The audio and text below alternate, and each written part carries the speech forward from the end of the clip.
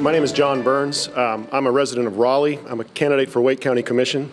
I have I have one question for the legislators, and I do wish the Republican legislators were here, but I'll direct it to you. But first, I'd like to say that both of my parents were public school teachers in the High Point City Schools and the Guilford County Schools. And you know, they never made a lot of money, and they never expected to. They knew they weren't going to be paid like rock stars, but they wanted to be treated like professionals. And I'm concerned when I hear that the governor's education assistant says that teacher's assistants don't matter because reading scores aren't measurable and an increase when the teacher's assistant is there.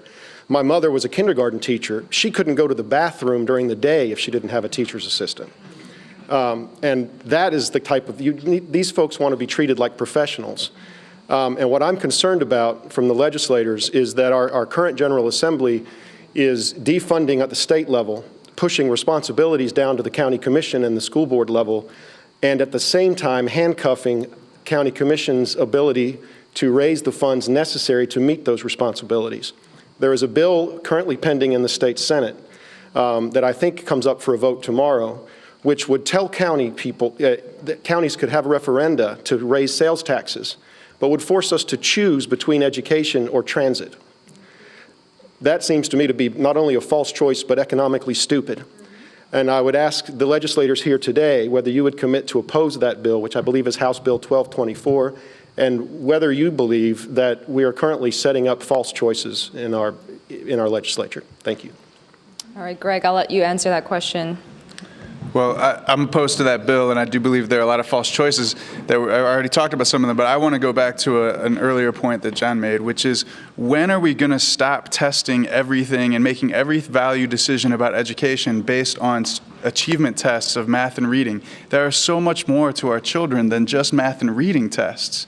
And so if everything we decide, oh, we need teachers' assistants based on whether they impact reading tests, there's more to school than reading tests.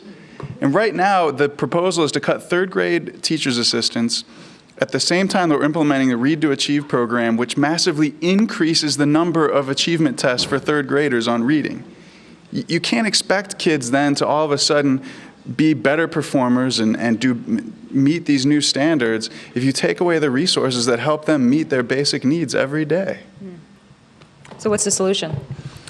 Well, I think in this case, we need to make sure that part of the solution is keeping the teaching assistants in third grade and second grade and keeping that on permanent funding.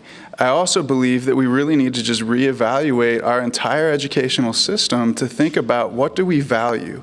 And if we value more than just standardized achievement scores, then how do we start to pay teachers, fund our schools, and take care of students based on valuing things like, are you coming out career ready? Are you someone who loves learning? Do you have critical thinking skills that go beyond being able to bubble in a multiple choice test? Are you someone with good values who will contribute back to the community?